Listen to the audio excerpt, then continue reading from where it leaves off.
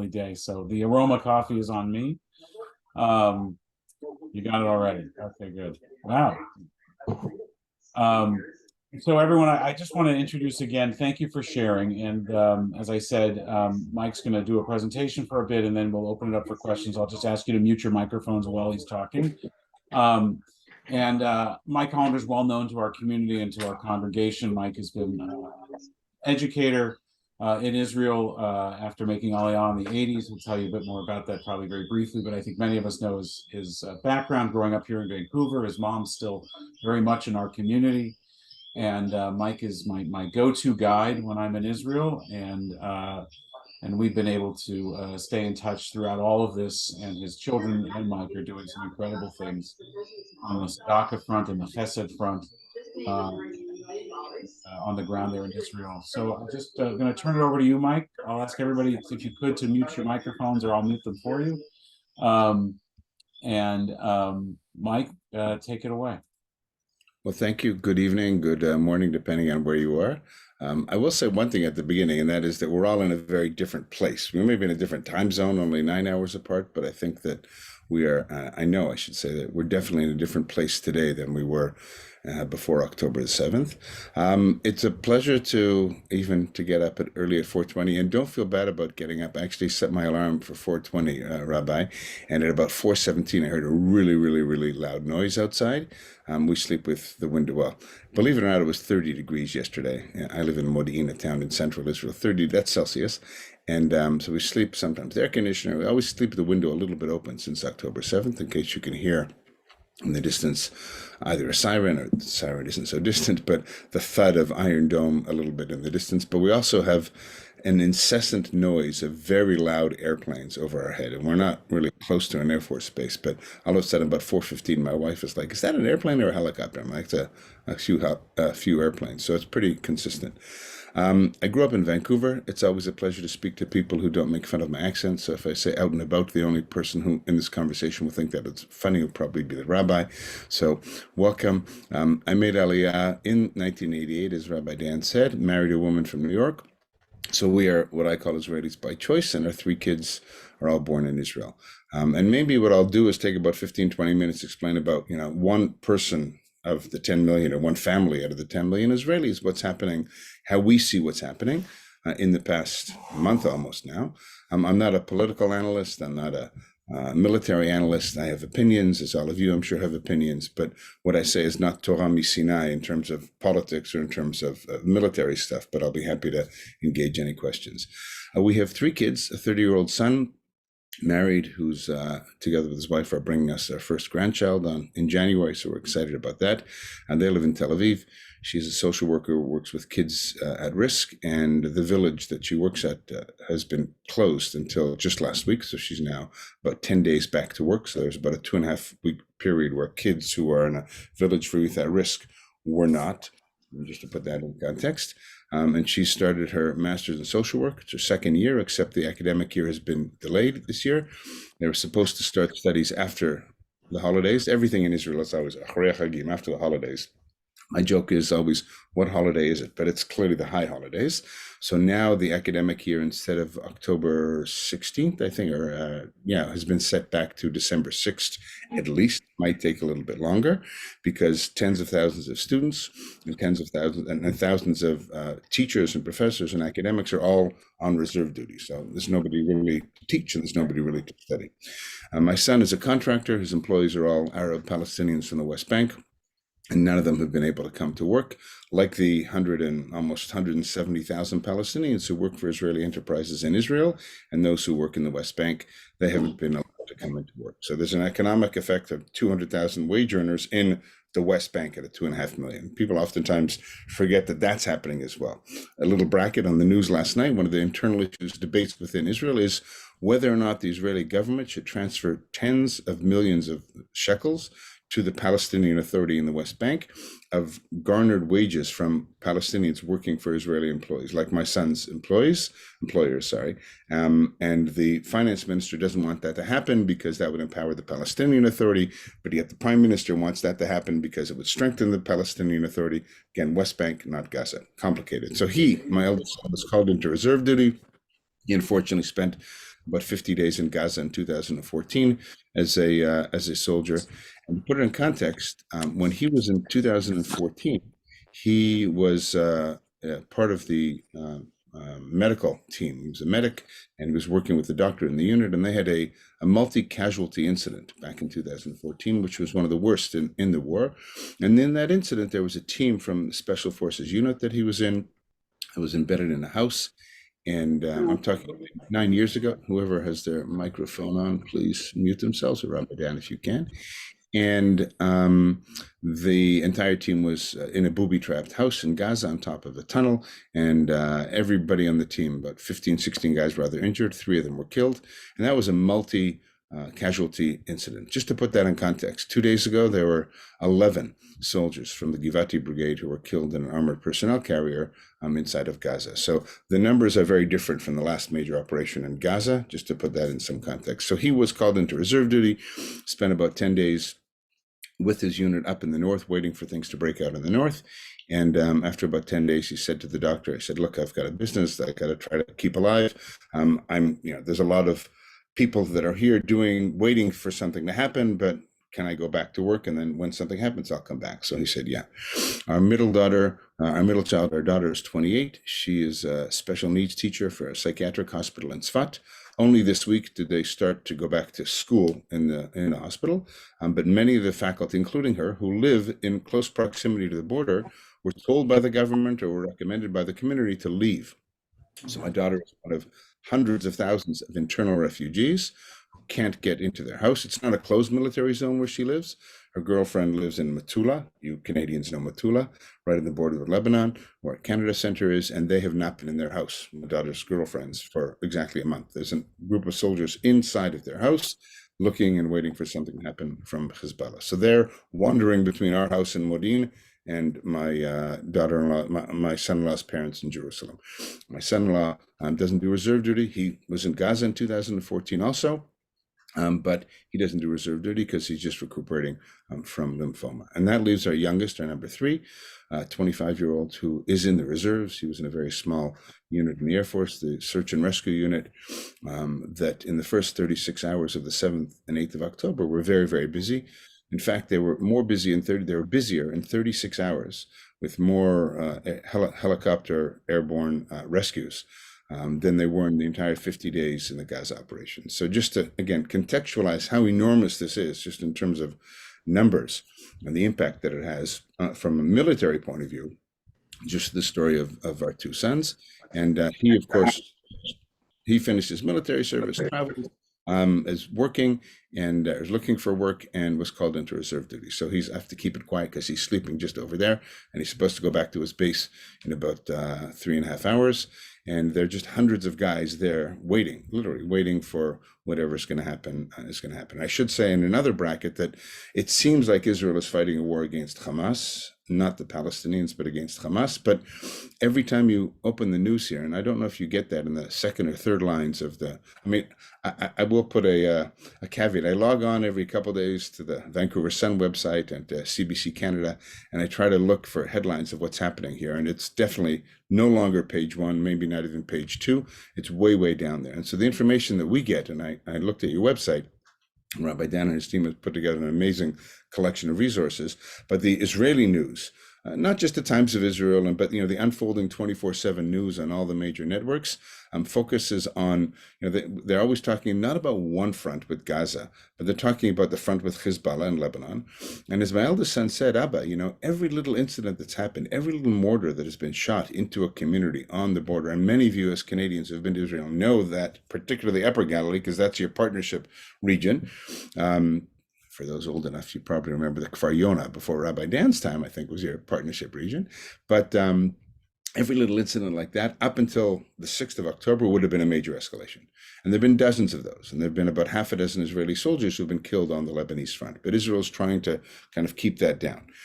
There's also a potential Syrian front. I shouldn't say potential, because a number of rockets have come across from Syria. And in the midst of all of this, you can hear the airplanes above me now, but in the midst of all of this, there have been rockets shot from Syria, and there have been a number of incidents where the Israeli Air Force has targeted sites, including airports in Damascus and Aleppo inside of Syria. So that's the third front. Hamas in Gaza, Lebanon, Syria. Then there's the question of the West Bank, Judea and Samaria. Low level of violence. Over 1,000 Palestinians have been arrested. Dozens have been killed, mostly by security forces, a few, not that many, by Israeli renegade settlers inside of the West Bank. And then there's at 5 fronts, right? West Bank, Lebanon, Syria, Hamas, and Gaza. And then, of course, there is the Yemenite front. Now, many people say, what does Yemen have to do with Israel? Well, there is a group of rebels in Yemen called the Houthis who are supported by the Iranians. And just yesterday morning, walking our granddaughter, who is a refugee from Tel Aviv because she doesn't like loud booms, and every time, at least twice a day, there have been sirens in Tel Aviv for the past month. She shakes literally out of her skin. Yesterday I was walking her at 4 p.m, broad daylight, and all of a sudden in the distance, about 30 kilometers away actually, outside of Tel Aviv in Holon and Rishon LeZion, my phone beeps that there are rockets there, and we can hear the distant thud of Iron Dome interceptors, and she shakes, she freezes, and she pulls me to run back home. So she's staying with us. I was walking here yesterday morning, and I'm on the phone with my brother-in-law who lives on a kibbutz near Eilat, Kibbutz Lotan. You guys might know that. It's one of the 2 Reform kibbutzim, not just in Israel, but in the world. And he said, oh, you'll probably see something on the news, a rocket, an Arrow rocket, not an Iron Dome rocket, goes from where he is, not too far from an Air Force base near Eilat, to shoot down a drone or a missile that has been sent from Yemen. So we actually have 5 fronts that Israel is dealing with. The hottest and the heaviest, of course, is Gaza, but maybe a little bit more of that later on. What happens on October 7th? And I think before I turn it over to questions, Rabbi, I want to try to break up the past 26 days now. Today is already Thursday morning here. What's happened? At 6:30 on Saturday morning, we were on Friday night, we had our family together celebrating my wife's a big birthday and our son and daughter-in-law's imminent first grandchild being born, and the clean bill of health that our son-in-law got. And we had friends over, and then at about 10 o'clock, one of our friends said, well, I actually have to leave. I'm going to a concert. Turns out he went to the Nova concert. He came back, thankfully. And the next morning at 6:30, our granddaughter starts to bark because she hears the thud in the distance of Iron Dome rockets. No siren in Modi'in yet. We had one later that day. And I looked at my phone, and there are about 30 messages from web news portals. And I clearly realized that something unusual and unprecedented was going on. We began to hear airplanes overhead. And then I realized, we began to realize what was actually unfolding. And I think from that moment, wherever you were, and just as you will remember where you were when you heard of or when you saw live on TV the second airplane crashed into the World Trade Center on 9/11, Israelis will remember where they were when they first heard what was going on around Gaza, and actually all over Israel, because hundreds of rockets simultaneously were shot to Jerusalem and eventually to Modi'in, where I live, and to Tel Aviv, and pretty much in Beersheba, of course, and the area in the immediate vicinity within 7-8 kilometers of the Gaza border. So as news began to unfold, we realized that this was something very different than every previous incident. I texted a friend and colleague of mine who lives on a kibbutz called Kfar Aza. If you'd never heard of it before October 7th, it's all deeply rooted in your memory. I asked how she was doing. She said, horrible. I'm actually in Portugal, but throughout the day, I texted her backwards and forwards. As you know, 17 members of her community are kidnapped hostage in Gaza, and I think 65 to 70 members of her community were brutally murdered. Thankfully, she's okay and her family is okay, but most of her close friends are not. So there was about a day and a half of total shock, as you all began to feel when you woke up probably on Saturday morning, or maybe even late already on Friday night, October 6th, of absolute shock of this is something unprecedented. And I think we're still, I'm just a Jewish educator. I'm definitely not in the field of trauma. I have kids who work with people in trauma. Three of our 5 kids and in-laws deal with kids, mostly young adults who have all sorts of traumatic experiences. And when you meet people who live, let's say, on the border of Lebanon in the 80s and 90s, or people who live near Gaza, they always say, oh, everyone talks about PTSD, but we don't suffer from PTSD because they removed the P from the word. There's just traumatic stress disorder, which happens all of the time. And in fact, I was speaking, I'll leave that maybe for questions. Anyway, so about a day and a half till today of absolute shock. And as more and more information comes out, and every night we're all riveted to the TV and doesn't matter which channel you listen to, new stories coming out that are just more incredulous than the previous story about how one person survived and about the evil that's coming out of the interrogation of the Hamas. There are about 200 Hamas terrorists who are captured in Israel. Last night, for example, I don't know if any of you heard of this, but they now estimate 3,000 terrorists infiltrated Israel on October 7th. 1,200 were killed. 12 or 1,300 were killed. 200 were captured, and there are about 1,600, who managed to get back into Gaza. So we're kind of still dealing with the first stage of shock.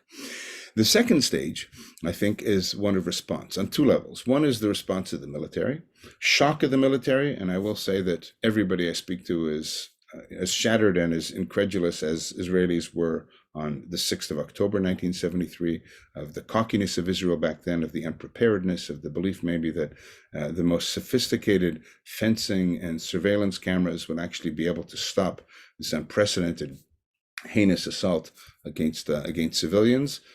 Totally shocked what kind of information was coming through, what amount of warning was there, why wasn't there more warning. That we will deal with, or the government or the Commission of Inquiries will deal with later on. But the immediate response of the military was to try to get rid of the terrorists and try to restore quiet as quickly as possible. It took up to 2 days. You all saw that on television, and we were all riveted, of course, to talking to people and trying to find people, and soldiers going into reserve duty. My youngest son in particular was quickly called up, and that is one response in which Israelis are much more comfortable. And everybody I speak to, who haven't gone down to Gaza, will say that you go into a community and there are hundreds, if not thousands, of soldiers in any particular community, any major intersection in the area immediately around Gaza. But it's the second area of response that I think is so spectacular, and that is the response of civil society. Every single Israeli across the board, from the ultra-Orthodox who are, bringing portable showers. That's the latest thing that went around yesterday to people to soldiers up in the front, or washing machines to soldiers who are up in the front. The incredible grassroots response instantaneously of Israeli society, whether it was individuals, whether it was pre-existing NGOs. There's one group in particular that many of you have probably heard of. They're called Brothers in Arms. It's a bit of a non-PC term, but Israel is a little bit less PC than the Pacific Northwest, and it's made up of a group of soldiers. It's brothers rather than brothers and sisters, but it's soldiers in reserve duty who mobilized and was one of the most active and vocal opposition groups to the judicial overhaul in the past 8 or 9 months. And within hours, they set up a situation room in North Tel Aviv, which at the beginning was an attempt to try to garner as much information about the hostages and the kidnapped missing Israelis, not governmental, but totally grassroots. And a week before, at protests throughout the country, the proponents of the judicial overhaul were referring to these people as traitors and as anarchists and as anti-Zionist, etc. And from that, it turned into this major situation room where thousands of volunteers on a daily basis come and collect and distribute clothing and food and medical supplies and you name it. And really across the board, that is what has been happening in Israeli society. From our end, I say me, I'm a tour guide, and immediately I was supposed to start guiding on Monday. And already on Saturday, when my client woke up in Chicago a few hours before he was supposed to go to the airport to fly to Israel, he said, "What do I do?" I said, "Well, I don't think you're going to have a choice because United is probably not going to land." And they didn't on Sunday in Israel. But my work, of course, is out the window probably for another 5 or 6 months.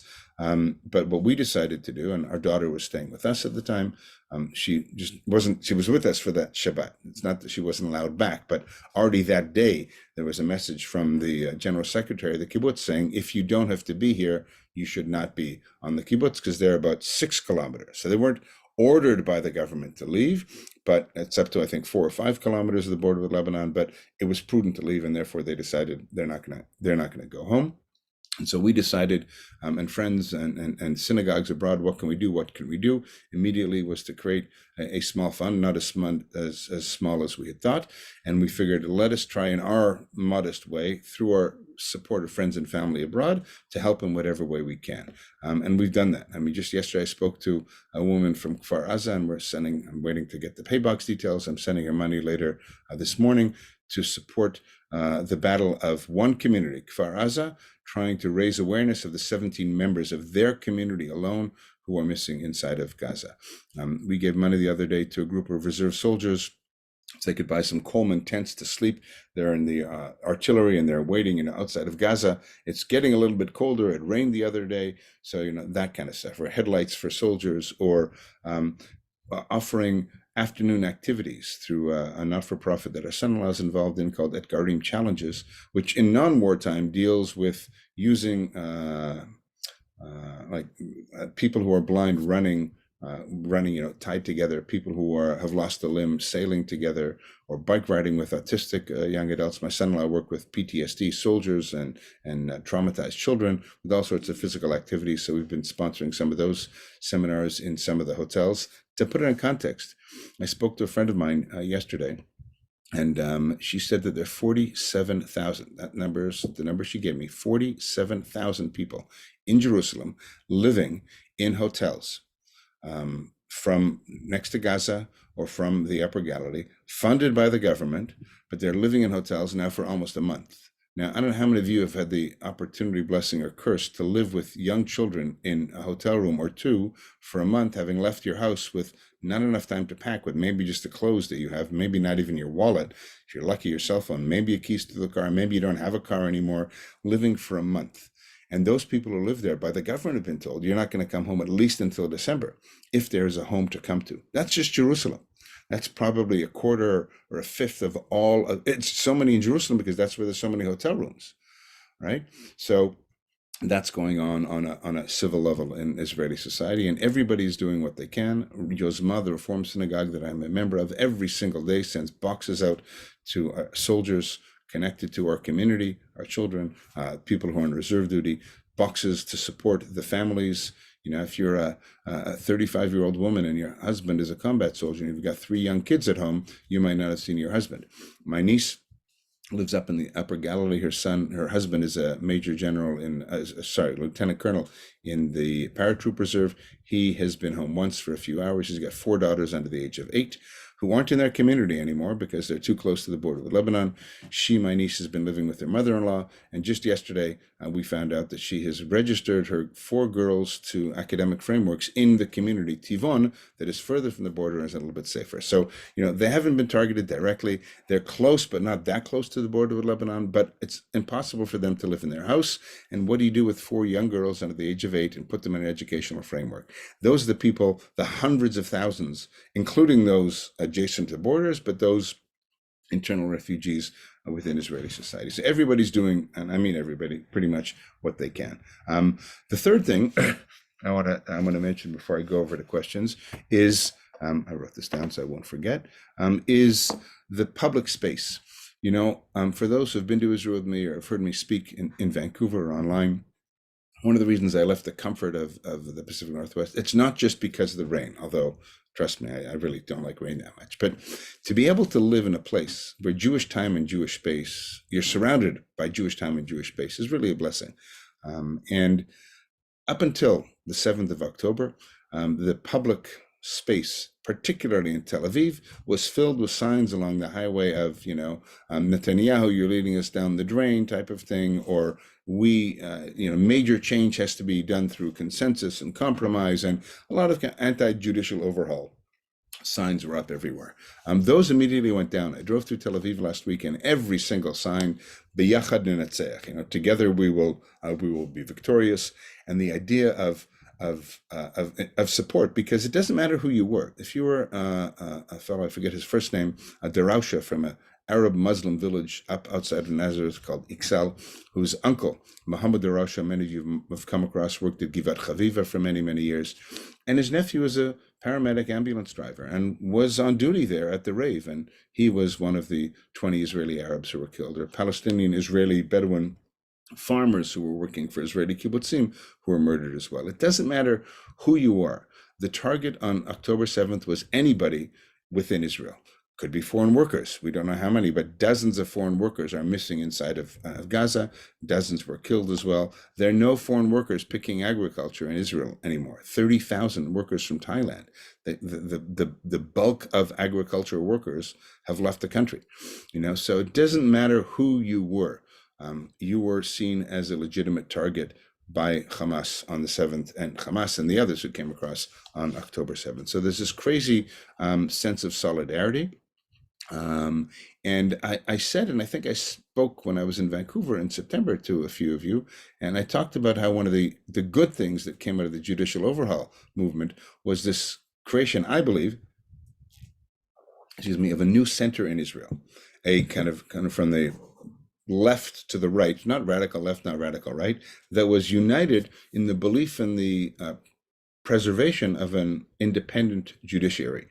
And it brought together political rivals, people like Avigdor Lieberman on the right, and people like, I don't know, Yair Golan, the deputy commander-in-chief of the military, who's on the far left, one of the leaders of the Meretz party, former member of Knesset.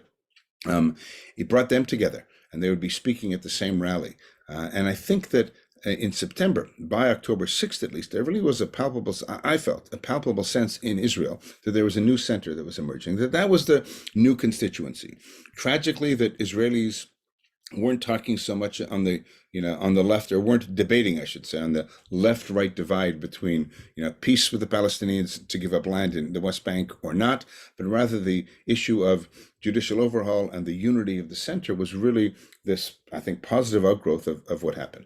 And I think we see that translated after October 7th as well in the civil society across the board, everybody supporting everybody, regardless of what your political beliefs are. And it goes from the billboards you see throughout the country, the public service ads that you see on TV, and the public sector is the public sector and the private sector are really stepping up to the plate. So you go to the supermarket and you see stacks of tissues that are sold. Kimberly Clark Israel now has a tissue with a flag of Israel on it, a bag of tissues, and it says Biyachad Ninatzeach. Yesterday I read about an owner of a big importing company, and his company is giving away 130 Mitsubishi 4x4. So there's a huge growth, outpouring of love and support and compassion, and what do we need to help? How do we help across Israeli society? A former shaliach, some of you might remember, in Vancouver back in the 1980s, Yishai Noel, his daughter Atar, together with a bunch of women in the area, not too far from Kfar Yona, Talmon, got together, and they have taken close to 40 now apartments or units that are parts of a moshav or a kibbutz, and the women have volunteered to clean them up and paint them and renovate them and donate furniture and resettle people, refugees, because there are hundreds of thousands of them within Israeli society, and better to live on a kibbutz with your family than to live in a hotel room or two hotel rooms with your family. So we give money to pay for the transport of donated furniture and appliances and things like that. So everybody in Israeli society is really stepping up to the plate and is united. And I will say, and before this, I'll maybe turn it over to you, Rabbi, to facilitate some more conversation. But when you turn on the news and you'll hear the commentators, retired generals, because active generals can't, of course, make a comment on TV, and retired politicians and whatever, and current politicians, and there's almost uniform consensus. Again, from the far left, and there are at least 3 generals who I can name who are identified with the far left and have been very critical of the Netanyahu government on every aspect, in the past 9 months, are all saying the same thing, and that is that we, the state of Israel, cannot live with Hamas along our border, and whatever it takes, however long it takes, whatever resources are necessary, and tragically the heavy price we're going to have to pay, we are united to achieve the goal, 2 goals at this point. One is the retrieval of 240 hostages, and 2 is the destruction or the removal of Hamas. Now, what the latter means, I don't know. I'm not sure that there's a consensus among the politicians and the generals either. What to get rid of Hamas actually means. Does it mean kill every operative? Does it mean just, kill the top 5 people who we don't know? But what about the hostages? Somebody asked me recently, what can we do? And I don't have an answer. I don't think anybody has an answer. 3 days ago, and that one 20-year-old soldier from Kiryat Gat was miraculously rescued. We were watching the news, and I was with my son, and that's the kind of stuff. Well, he doesn't do that specifically, but the search and rescue, they would be the ones who would help get a person out in that situation. But he wasn't there, and they weren't there. But that was one person. And you remember what it took on July 4th, 1976, to get 100 hostages out of Uganda? And the Israeli Defense Forces knew what the terminal at Uganda airport looked like because an Israeli company, Soleil Boneh, built that. So they had the plans, and they spent days planning how to go in and extract without very little loss in human life, to extract one person. and risking dozens of soldiers along the way and Secret Service people and everything else. Multiply that by 240. I think it's an almost impossible task. And so before I turn over to questions that people oftentimes ask me, what's going to happen? I firmly believe that the only way the hostages will be released will be through some sort of negotiated deal. Israel's done it in the past. The last time, in fact, was in 2011 when Gilad Shalit, one Israeli soldier, was kidnapped from within his tank along the Gaza Strip and held in captivity for 5.5 years. 1,023 Palestinians from Israeli prisons were released. One of them was a man named Yihya Sinwar, who had cancer while he was in prison, was treated by the Israeli authorities, picked up Hebrew quite well in 20 plus years in Israeli prison, and today is the head of Hamas inside of the Gaza Strip. So that's the price that Israelis paid. There was a lot of divide in 2011 as to whether it should happen. And I remind you, at the time, the prime minister was Benjamin Netanyahu. The defense minister was Ehud Barak. And the commander-in-chief of the Israel Defense Forces was a man named Benny Gantz, who is today part of the national emergency government. At the time, was the commander-in-chief of the Israel Defense Forces. So complicated times, troubling times. Everybody here, and I know most of you have friends and families and acquaintances and have talked to people. And I will say in my 35 years in Israel, we've never experienced anything like we've had in the past month. And to show you how traumatic and how deep it is, already yesterday, 2 days ago now, it's Thursday in my time, there's already proposed legislation being put forward to create a Memorial Day for October 7th, which will probably be a couple days after Simchat Torah, to add another day to already very heavy and full calendar of Jewish memory and Jewish tragedy. So just a personal piece on what I've been experiencing and kind of how I see through one family's story, what's happening and and I can go on tangents of, kids' friends who are at the party, but maybe I'll leave that for questions if you have any. Mike, thank you so much. Thank you. That was just incredible. And you're right, certainly local news is not giving us that kind of detail. And even the Israeli news that we're watching either in English or in Hebrew, the Hebrew stuff is closer to that, but it's still quite sanitized, might not be the right word, but filtered through a prism of Western experience, non-personal story, relativism, and all of those kinds of things.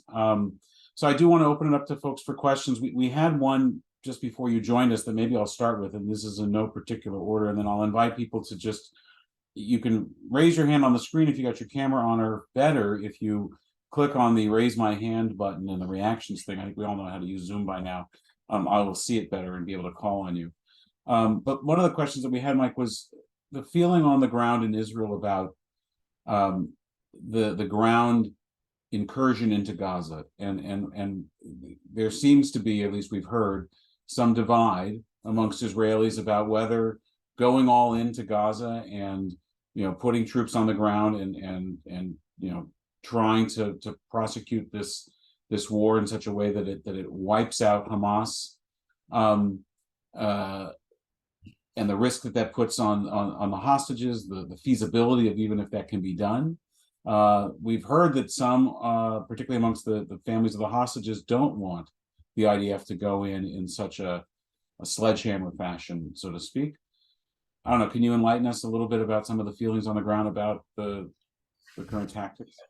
Yeah, look, there's no right or wrong answer, and I think that I don't envy our politicians and our military leaders, because, as I said at the beginning, my first line was that we are different today than we were on October 6th.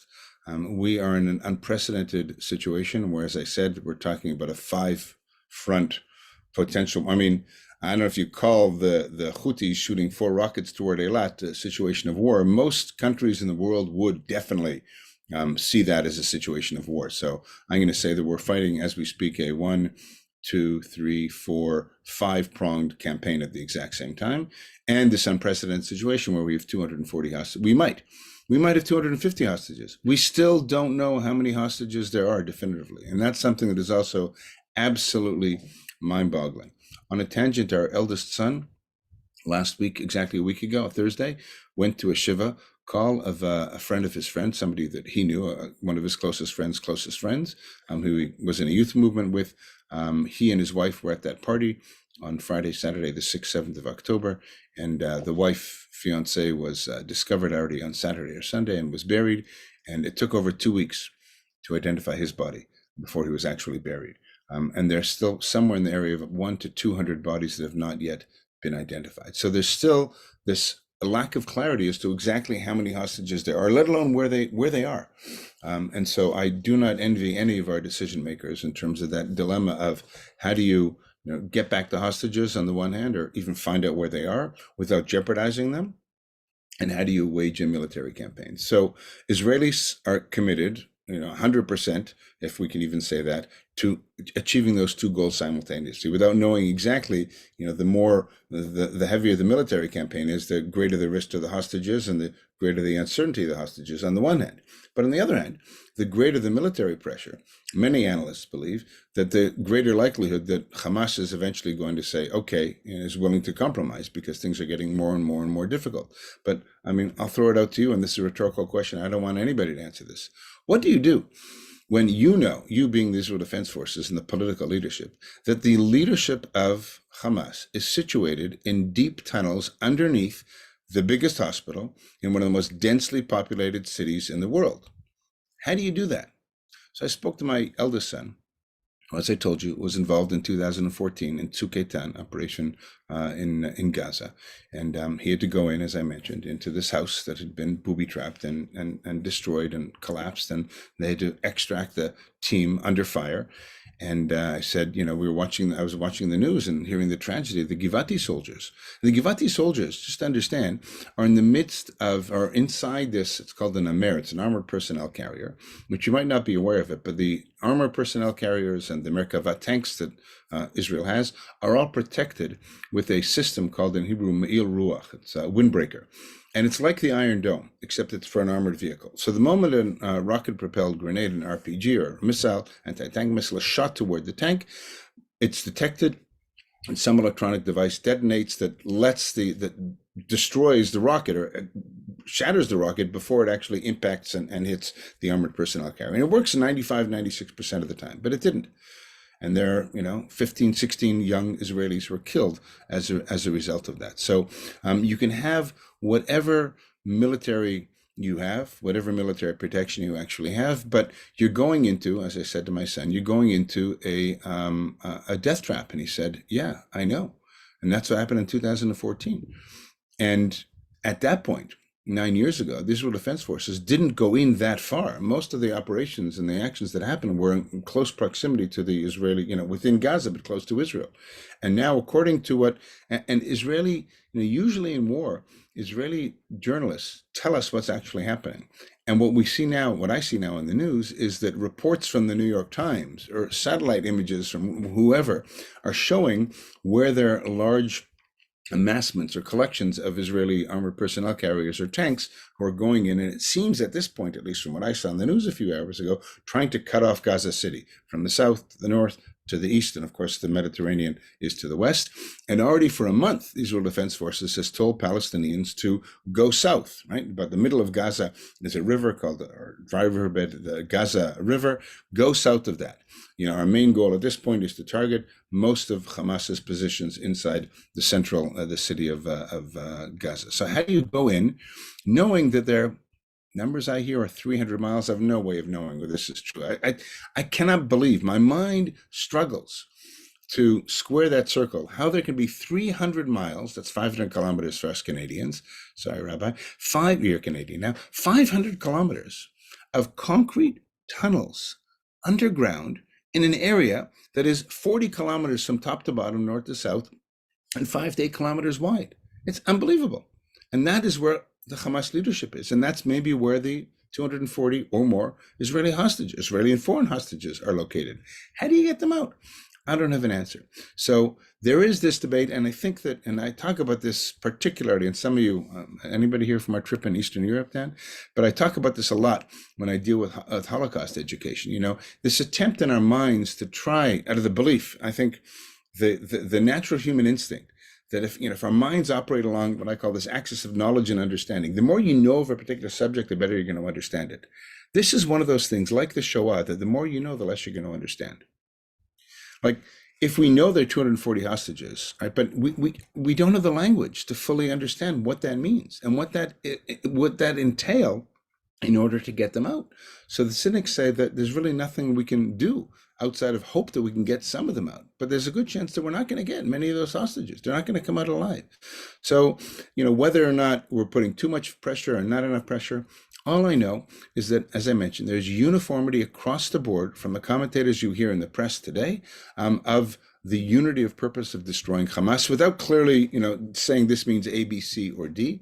At the same time as trying to achieve that same goal, or a different goal, I should say, simultaneously of trying to extract the hostages. So I don't think there is a clear answer. There's definitely not a right answer. There's definitely not a wrong answer. And to think that the rescue of that one 20-year-old soldier was nothing short of miraculous. And to expect that that can happen 240 more times, I think, tragically, is just wishful thinking. And, and if you ask Israelis, well, you've got to stop the pressure on Hamas. Israelis say, no, we cannot continue to live with this neighbor adjacent to us, and the sensitivity. My wife's you don't know, but my wife Michelle is an English teacher, and she has most of her students. She just this week actually, 2 hours she started working this week because some of her students were abroad and stayed abroad. So one of the students comes over yesterday, and I know the family because she's taught all 4 of the kids, and the father is a probably early 50s something, retired, a reserve navigator, F-15, F-16, and he's in reserve duty. He doesn't fly anymore. And I said, he's sitting he's doing reserve duty in the defense ministry in Tel Aviv. And I said, so what, how long do we have? Excuse me. And he says he's so upset by everything because he and his wife went to Cornell, and what's happening in Cornell. So here's this guy sitting in reserve duty in the main defense ministry in Tel Aviv and monitoring or doing whatever he's doing in the aerial campaign. And I think the number I saw yesterday was 11,000 targets have been hit inside of Gaza. And he said, look, there's a finite window where the world will allow us to, read America, and I don't want to get too political, but it's very clear who Israel's staunchest allies are in this past month. And there's a finite window and there's that game as well played with the Biden administration.